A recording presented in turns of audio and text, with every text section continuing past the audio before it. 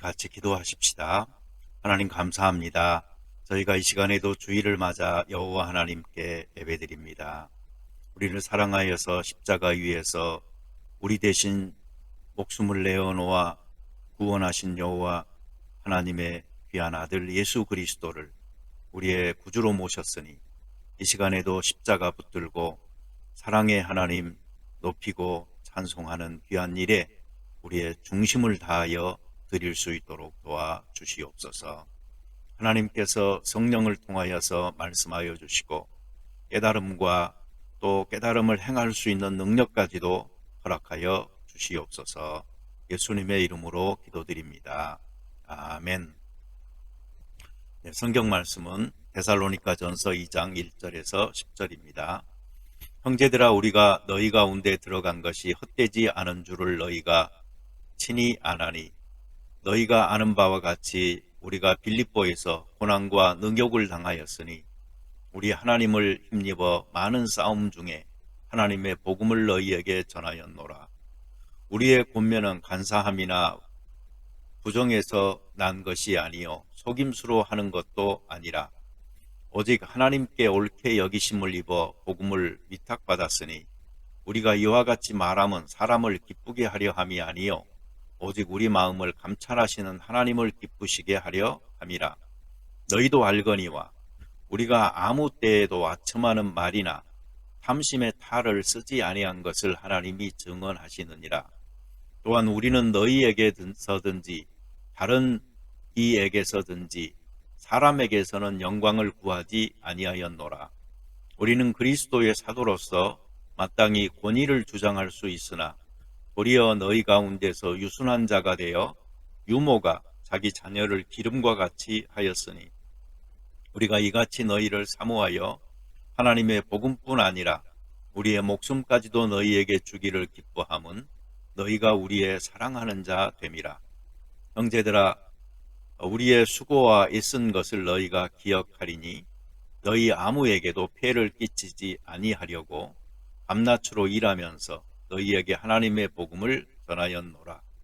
우리가 너희 믿는 자들을 향하여 어떻게 거룩하고 옳고 흠없이 행하였는지에 대하여 너희가 증인이요 하나님도 그러하시도다. 아멘. 네, 오늘은 하나님의 마스크라는 제목으로 말씀드립니다. 이 코로나로 인해서 마스크 쓰는 일이 참 많아졌죠. 실내뿐 아니라 실외에서까지도 써야 되니까 정말 우리가 대부분의 장소에서 이제 의무가 되어져서 안 쓸 수도 없습니다. 그렇지만 호주는 겨울이다 보니까 뭐 따뜻하기라도 하잖아요. 다행이죠. 그러나 한국같이 여름인 곳은 얼마나 곤욕스럽겠습니까?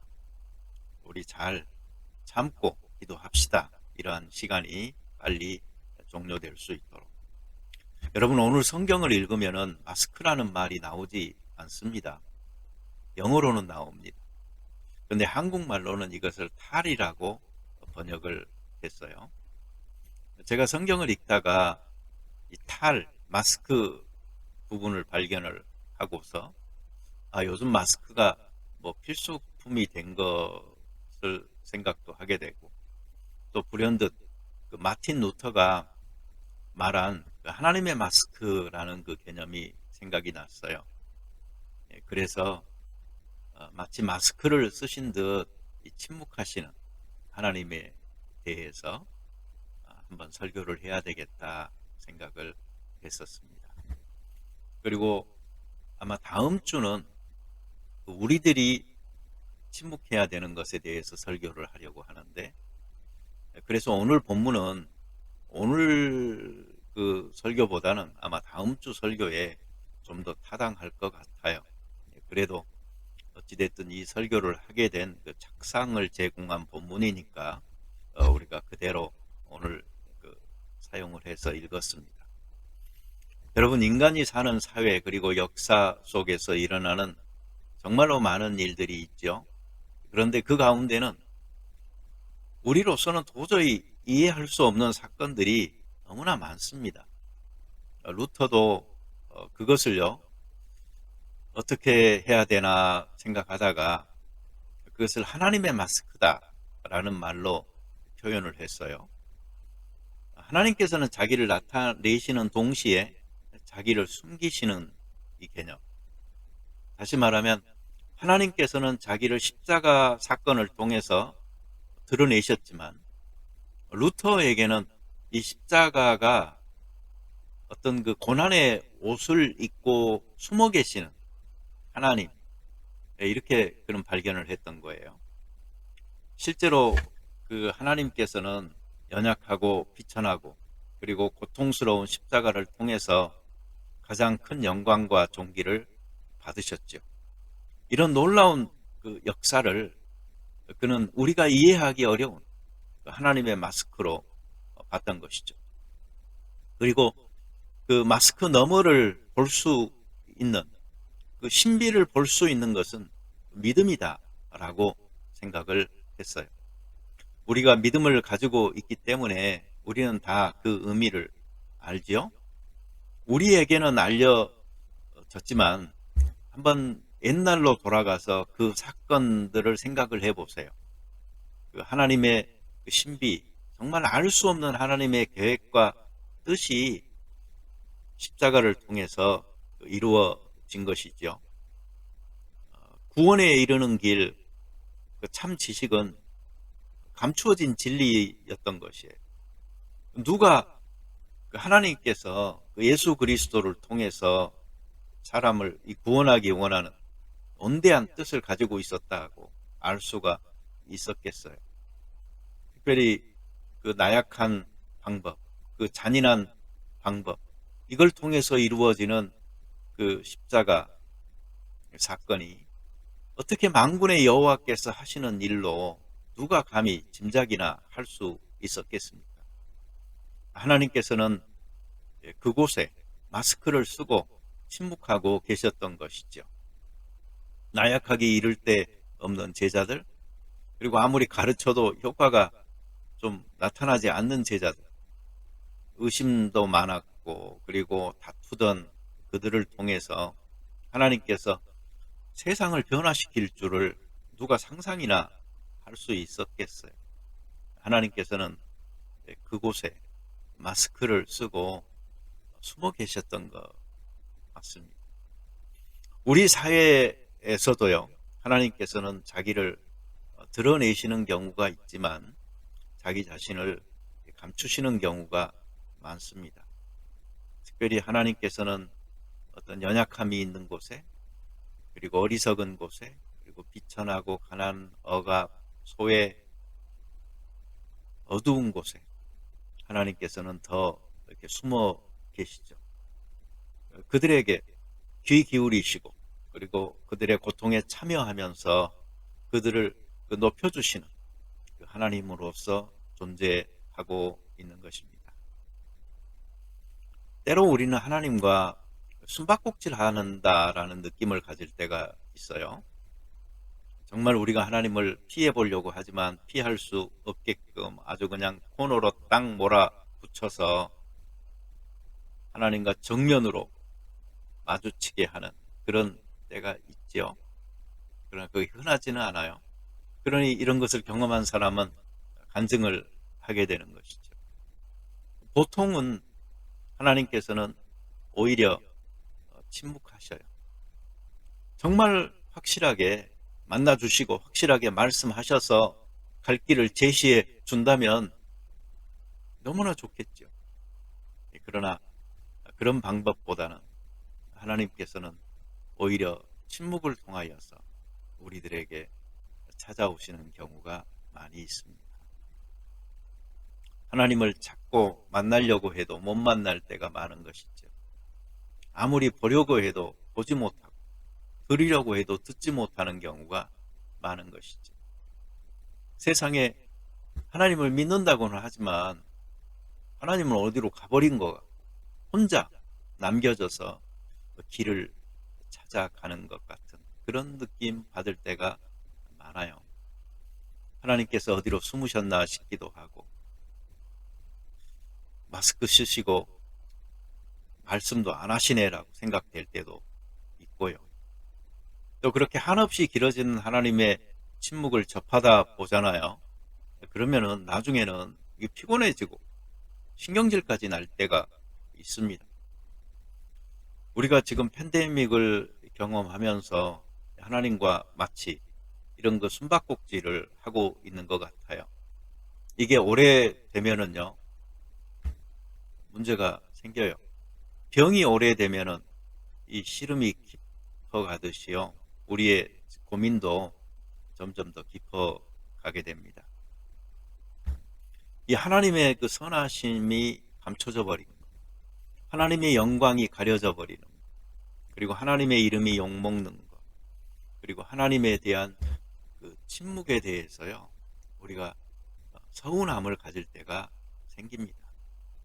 고통 중에 기도해도 응답이 없고 나중에는 뭐야 이거 모른 채 하는 거야, 뭔가 외면받는 그런 느낌도 갖게 되고요. 그리고 하나님의 사랑과 돌봄 의심하게 되고요. 심지어는 하나님이 살아 계시기는 한 거야 라는 생각도 들지요. 우리의 그 절규 속에는 하나님의 뜻을 찾으려고 하고 하나님의 그 존재를 만나려고 하는 욕구가 있어요. 그런데 한번 이게 불신이 씨앗으로 뿌려지고요. 그러면 유혹이 점점 더 커져갑니다. 그리고 사람들은 나중에는요, 이렇게 말하는 사람도 생겨요. 뭐 하나님 보니까 자기 마음대로네. 나도 내 마음대로 할 거야. 이러면서 막가파로 가는 경우도 있는 것이죠. 그러나 우리가 알아야 합니다. 우리만 그러는 거 아닙니다. 성경에 보면은 수없이 많은 믿음의 사람들이 그 하나님의 침묵 앞에서 불평하고 좌절하고 하는 경우가 있고요.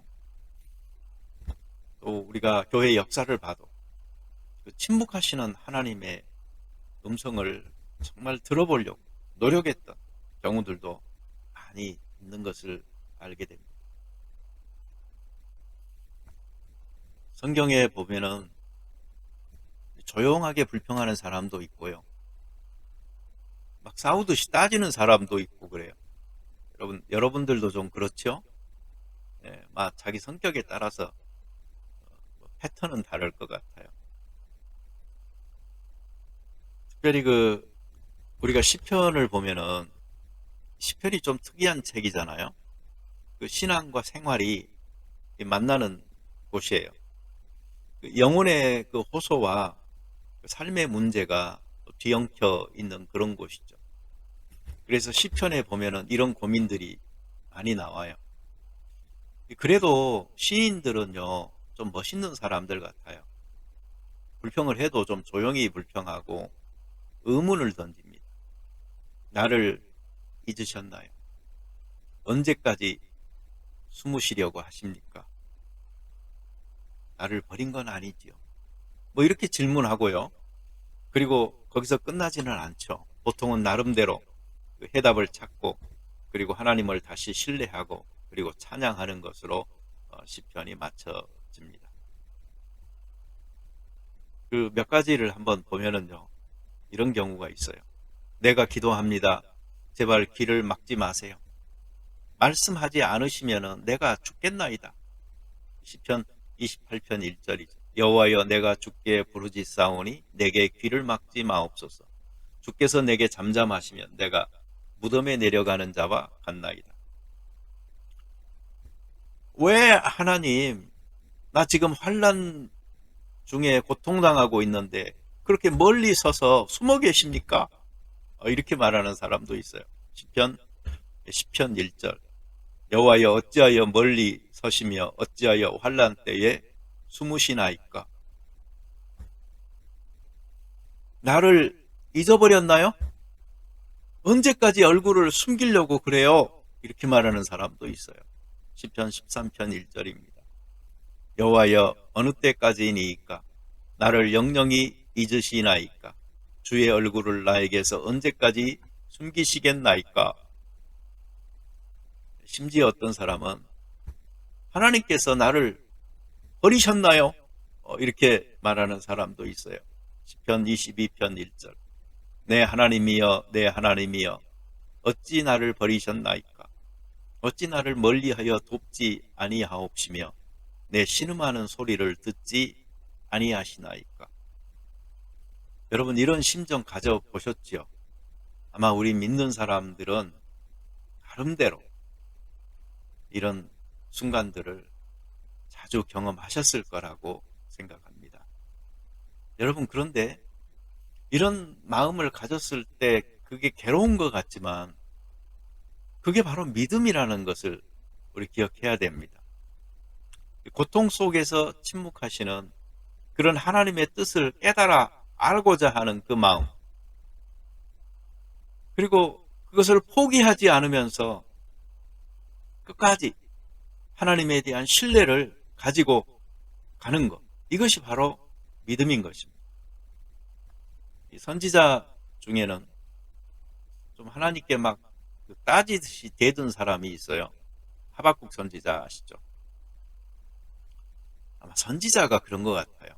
선지자가 하나님 편에 서서 하나님에 관한 지식을 또는 말씀을 사람들에게 전달하는 사람이잖아요. 그래서 그런지 외침이 있는 것 같아요. 그래서 그가 이렇게 말하죠. 이 세상 사람들 보면은 왜 하나님을 경외하지도 않고 악인들이 더 형통한 세상이 됐느냐고. 제발 좀 나한테 하나님 답 좀 해달라고 막 하면서 하나님께 재촉하는 그런 모습도 보여줍니다. 여러분, 이번 팬데믹 기간이 바로 저는 그런 기간이다라고 생각을 합니다. 각자가 하나님한테 불평하세요. 하나님한테 한번 여러분의 심정을 토해 보세요.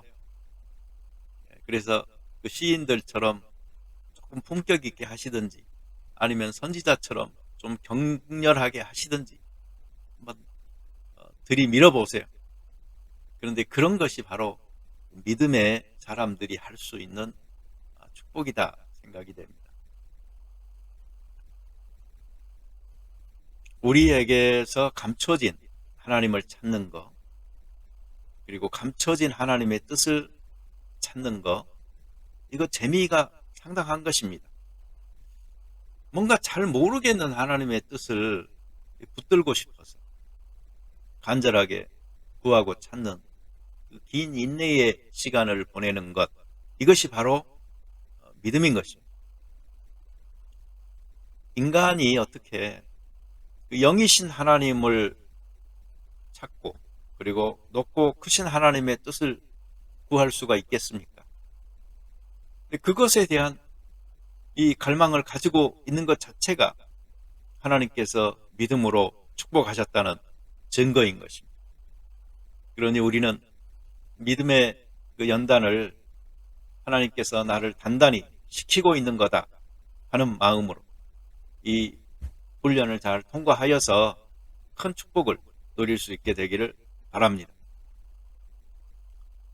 성경에서는요, 감춰진 것이 드러난다, 또는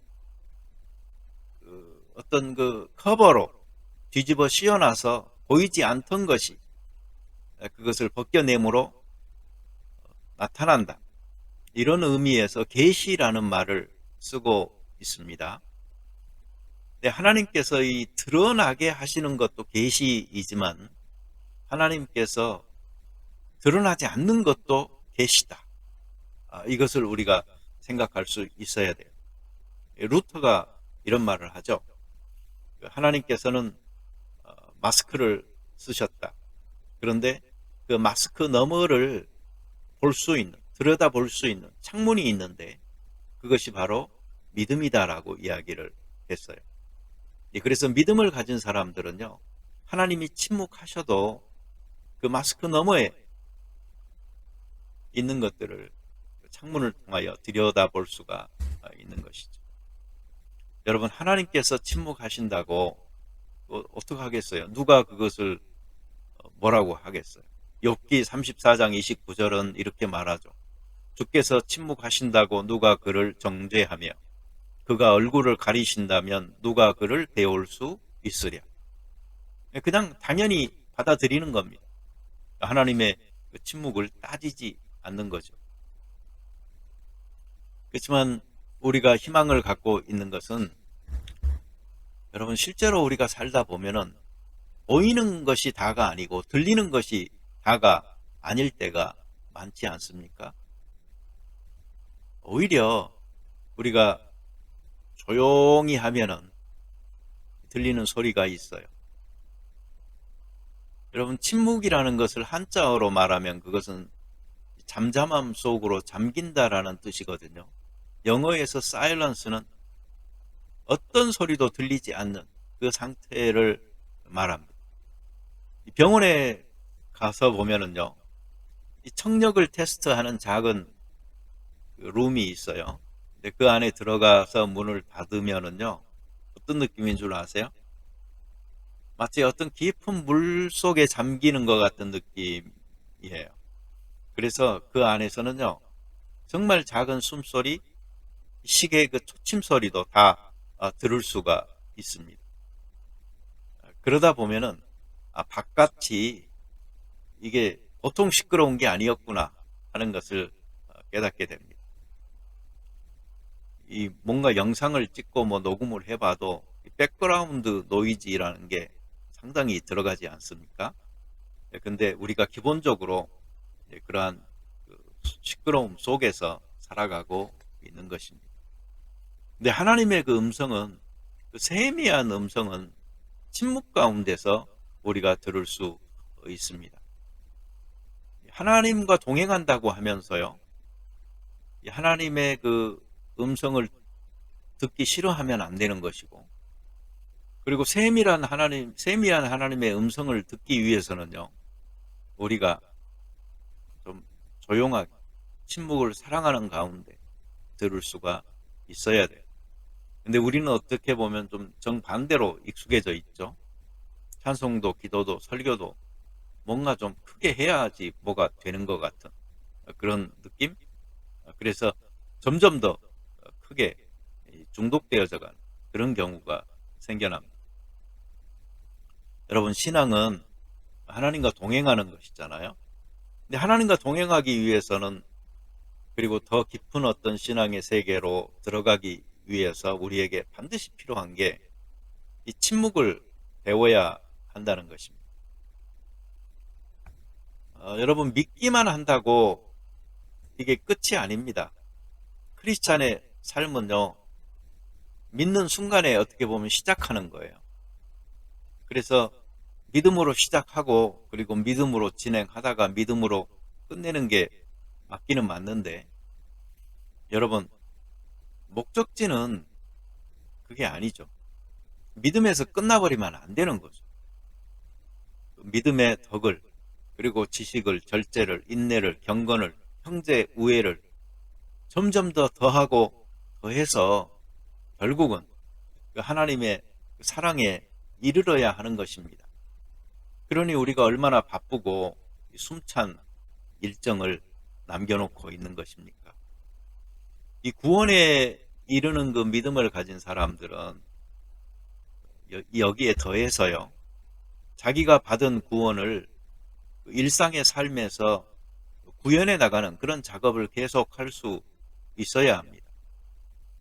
내가 이루어 나가는 이룰 성이 아니고 거룩할 성, 벨화. 그래서 예수님의 그 모습을 덧입어서 닮아가는, 그리스도를 따르는 그런 발자취를 우리가 걸어가야 되는 것이죠. 그래서 믿음 생활을 좀 더 오래 한 사람일수록, 그리고 더 열심인 사람일수록 그 사랑이 더욱더 풍성하고 거룩해져야 돼요. 그 덕을 수련해 나가는 그 훈련의 기간이 길어질수록 결과도 더 있어야 되는 것이죠. 그래서 우리가 영적인 어떤 진보를 원한다면요, 목표를 세워야 되고, 조금은 타이트하게 자기 자신을 좀 호되게 훈련하는 그런 모습도 있어야 진보를 이룰 수가 있어요. 우리가 침묵 속에서 강하고 그리고 분명하게 말씀하시는 하나님의 음성을 들을 수 있도록 훈련되어져야지 크리스찬의 성화의 삶에 여러 도움을 얻을 수가 있습니다. 하나님께서는 자기를 계시하기도 하시지만 감추기도 하신다. 이것을 인정하셔야 됩니다. 하나님과 동행하려고 하면은 그렇기 때문에 말씀하시는 하나님뿐만이 아니고 침묵하시는 하나님과도 동행할 수 있어야 되니까 우리 스스로도 침묵에 익숙해져야 합니다. 근데 우리가 발견하는 게 한 가지 있습니다. 하나님께서 침묵한다는 것은요, 사실은 침묵하는 게 아닙니다. 침묵은요, 가장 강력한 웅변일 수 있는 건데 하나님의 그 침묵이 여기에 해당합니다. 만약에 하나님께서 침묵을 깨뜨리고 말씀하기 시작한다면 아마 그 순간이 어떤 사람에게는 심판의 날일 것이고 어떤 사람에게는 상급의 날일 것이고 어떤 사람에게는 정말로 의미심장한 말씀을 하나님께서 참고 계시다가 때로는 분노로 때로는 은혜스럽게 하시는 그런 말씀이 될 거다라고 생각을 합니다. 그러니 여러분, 하나님의 침묵을 너무 우리가 깨려고 노력하지 마시고 그 말씀 속에서 말씀하시는 하나님은 이미 성경 말씀 속에 있잖아요. 그리고 우리가 성령님과 동행하면서 기도하면은 성령께서 웬만하면 그 길을 가르쳐 주시고 우리로 하여금 분별할 수 있도록 지혜를 주시잖아요. 그러니 우리가 오히려 침묵하시는 하나님과 좀 잘 사귈 수 있었으면 좋겠습니다. 믿음의 그 선조들 중에는요, 하나님과의 이 침묵을 경험한 사람들이 참 많아요. 한번 모세를 생각을 해보세요. 그 호렙산 가시나무 그 떨기 불꽃 가운데 나타나셔서 I am that I am이라고 나는 여호와라 소개하시고, 물론 모세가 그 이름을 물어봐서 가르쳐 주긴 한 것이지만 나타나신 하나님 80세가 되어진 모세에게 나타난 거잖아요. 왜 80년 동안 하나님께서는 그에게 안 나타났었던 것일까요? 80년을 기다리면서 모세를 준비시키시고 그리고 그의 인생의 후반에 3분의 1, 40년을 쓰시기 위하여 하나님은 그때야 나타나셨던 것입니다. 누가 이 긴 침묵의 의미를 알 수가 있을까요? 요셉도 한번 가만 생각해 보세요. 감옥에 그 긴 시간을 왜 놔두셨을까요? 그 주변의 사람들이 요셉이 하는 것을 보면서 하나님께서 그와 함께 하고 있다라는 것을 알 수 있을 만큼만 보여주시고 왜 그를 그냥 감옥 속에 오랫동안 가만히 놓아두셨을까? 제자들이 복음을 전하다가 그것도 예수님이 부탁한 그 복음 증인으로서의 사명을 다하다가 순교하는 장면들을 생각을 해보세요. 어떤 사람은 가죽이 벗겨져 순교를 당하고 어떤 사람은 목이 잘려서 순교를 당하는 그런 그 처참한 그 상황에 왜 하나님은 침묵하고 계셨을까? 이 나치 독일 그 유대인 수용소 벽에 쓰여져 있었던 글이라고 합니다. 노래로도 만들어지고 액자, 카드 이런 것으로도 많이 쓰이는 문장인데요. 제가 한번 쉬운 영어예요. 제가 한번 읽어 보겠습니다. I believe in the sun, even when it is not shining. And I believe in love, even when there's no one there. And I believe in God, even when He is silent. I believe through any trial, there is always a way. And sometimes in this suffering and hopeless despair, my heart cries for shelter. To know someone's there, but a voice rises within me, saying, Old one, my child, I will give you strength. I will give you hope. Just stay a little while. I believe in the sun, even when it is not shining. And I believe in love, even when there's no one there. But I believe in God, even when He is silent. I believe through any trial, there is always a way. May there someday be sunshine. May there someday be happiness. May there someday be love. May there someday be peace. 네, 놀랍지 않나요?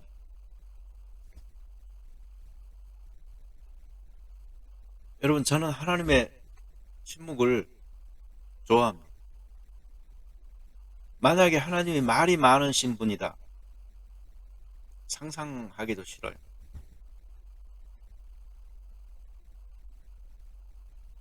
수다쟁이 하나님, 잔소리꾼 하나님, 진리죠. 그런 하나님은 저는 안 좋아할 것 같아요. 어쩌면 안 믿을 것 같아요. 그렇지만 다행스럽게도 하나님은 그런 분이 아니세요. 꼭 필요한 말씀은 하시지만, 그래서 성경책 속에 이미 자기 계시, 구원 얻기에 합당한 지식을 전부 다 빠짐없이 다 집어넣어 주셨어요. 그리고 기도하면 다 분별할 수 있는 지혜 주시고 우리가 판단하여서 살아갈 수 있도록 만드시는 성령께서 도우시기까지 하시니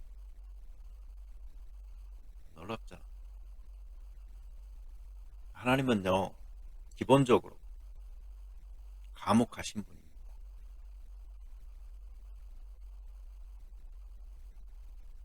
그러니 이 침묵하시는 하나님을 너무 깨우려고 노력하지 맙시다. 우리는 좀 속 편하게 살려고 좀 확실하게 좀 말해달라고 그래야 될지 모르겠지만, 그것이 결코 하나님을 하나님 되게 하는 일은 아닌 거다라고 생각을 합니다. 오히려 침묵하시니까 그분의 그 침묵을 통해서 들을 수 있는 많은 다양한 음성이 있잖아요. 그래서 더 좋아요. 성경에 비춰서 점검받고 해석하고 또 적용하면서 사는 삶이 이 크리스찬이니까. 그러면서 하나님의 뜻을 우리가 찾아가는 것이죠. 그리고 크리스찬들은 그 신앙의 여행을 하나님의 뜻을 찾는 여행이다 라고 할 만하잖아요. 어떤 사람은 그런 말 했어요. 하나님의 언어는 침묵이다. 그래서 하나님께서는 침묵함으로요, 이미 적극적으로 말씀하고 계시는 겁니다. 끊임없이 그분의 주파수에 맞춰서 그 침묵 속에서 적극적으로 말씀하고 계시는 그분의 세미한 음성에 귀를 기울여야 되는 것은 우리의 작업인 것이죠. 여러분 성경에 보면은 예수님께서 침묵하신 장면 몇 군데 나오시죠. 가늠하다 현장에서 잡힌 여인, 율법에 의하면 이런 사람 돌로 쳐서 죽여야 한다라고 소리 지르는 그 유대인들 앞에서 예수님은 침묵하셨어요. 뭐 말도 안 되게 기가 막혀서 그랬던 것인지, 아니면 그놈들 그 속이 뻔히 다 보여서 그랬던 것인지 알 수가 없어요. 아니면 정말 중요한 교훈을 주시기 위하여서 잠시 침묵하면서 생각하셨던 것인지. 근데 그분은 땅에다가 뭔가를 쓰셨다라고 되어 있는데 그게 무슨 말인지는 정확하게 알 수가 없어요. 단지 그 뒤에 하신 말씀이 너희 가운데서 죄 없는 자가 먼저 돌로 치라라고 하니까 아마 그 말씀이셨나? 라고 이제 상상하는 것이죠. 글은요, 우리로 하여금 생각하게 해요. 그리고 글은 말을 정확하게 만들어줍니다. 그래서 여러분들도 좀 글을 좀 쓰셔야 돼요. 네, 글을 쓸 줄 아는 사람이 사실 참 여러 가지 장점이 많은 거예요. 말을 잘하고 싶어도 글을 잘 쓰셔야 언어가 다듬어집니다. 그리고 나중까지 남는 게 또 글이니까 글을 여러분들이 사랑하시기 바랍니다. 어찌됐든 예수님께서는요, 경솔한 대답 대신에 신중한 침묵을 택하셨고요. 그래서 그 한마디로 완악한 그 마음들을 녹여내셨던 거예요. 그리고 그 여인의 심정을 헤아리는 그 침묵의 시간을 보내면서 사람들에게 정말 지금까지 심금을 울리는 그런 교훈을 주고 계시는 것이죠. 때때로 이런 사람들 보지요. 말을 하다가 말이 끊기면 어쩔 줄 모르는 사람.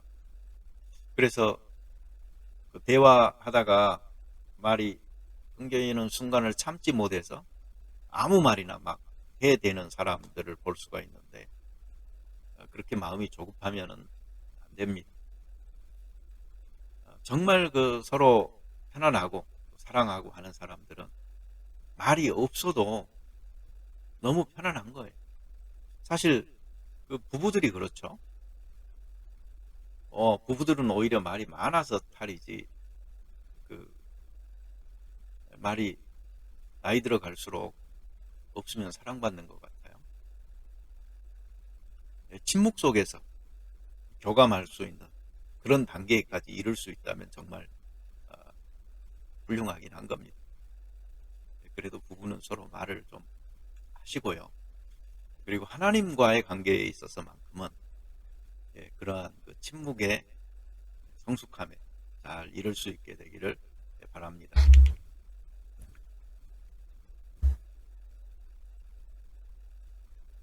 그 예수님께서 그 후반부로 가시면서 말씀이 점점 줄어들죠.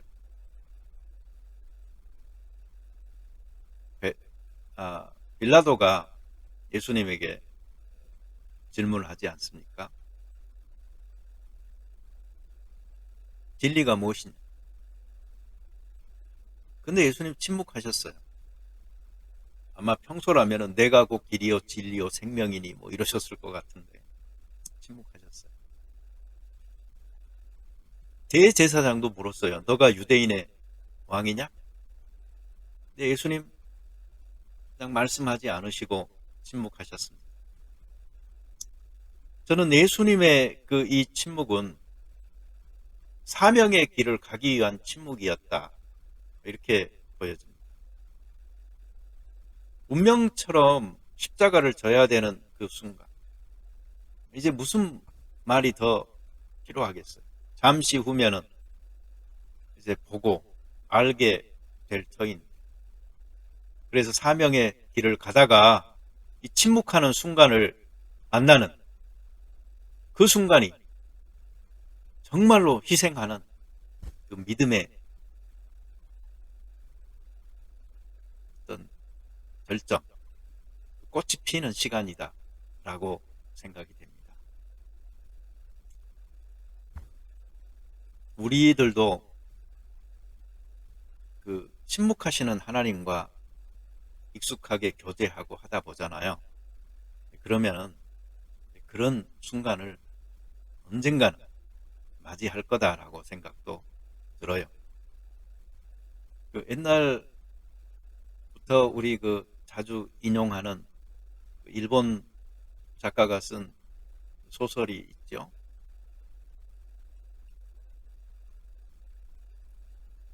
캐톨릭이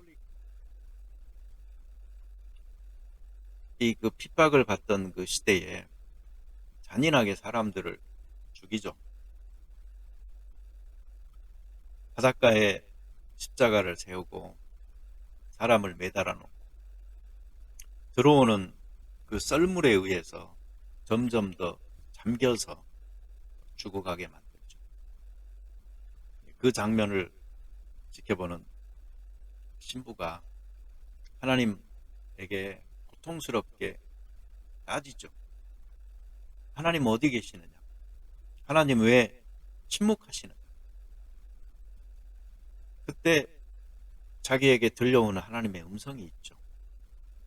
나는 저들의 고통과 함께하고 있다라고. 하나님은 안 계셨던 게 아니고 멀리 계셨던 게 아니고 가장 가까이에 그 고통에 참여하고 계셨던 것이죠. 저는 이런 생각을 합니다. 하나님의 그 침묵에 대하여요. 우리가 반드시 기억해야 될 내용은 하나님께서는 항상 더 고통당하는 자들과 함께하고 계시다라는 사실. 우리가 잊어버리지 말아야 되겠고요. 그리고 하나님이 간섭하지 않으시고 침묵하시는 이유는 우리에 대한 무한한 신뢰 때문이다. 저는 그렇게 생각합니다. 내가 충분히 감당할 수 있기에 하나님이 침묵하시는 겁니다. 그 마스크 너머의 세계로 영접하여 드리기 위하여서 준비하고 계시는 하나님을 보면서 우리는 어떠한 희생이라도 감당할 수가 있는 믿음의 사람이 될 수가 있는 것이죠. 이때에는 순교도 가능한 것입니다. 하나님의 침묵의 세계를 우리의 믿음으로 통과함으로 주를 만날 수가 있는 것입니다. 기도 드리겠습니다. 하나님 감사합니다. 하나님의 그 침묵, 이걸 통해서 우리가 배워야 할 것들을 배우게 하여 주옵소서. 마스크를 쓰신 것처럼 말씀하지 않은 순간에 하나님을 멀리 있다, 우리를 잊어버렸다, 외면하다라고 말하지 말고 그 고통 가운데 이미 참여하여 계시는, 계시하지 않는 것처럼 자신을 계시하고 계신, 숨어 계시는 하나님을 날마다 발견하고 교제하고 살아가는 저희들 되게 하여 주시옵소서.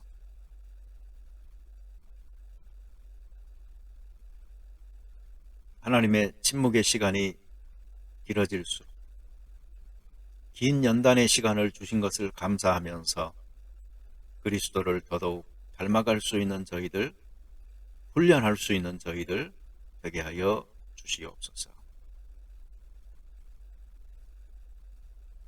또한 우리를 신뢰하기, 침묵하고 계심을 기억할 수 있도록 도우시며 어떠한 시험이라 우리가 감당할 수 있기에 주시는 것임을 깨닫고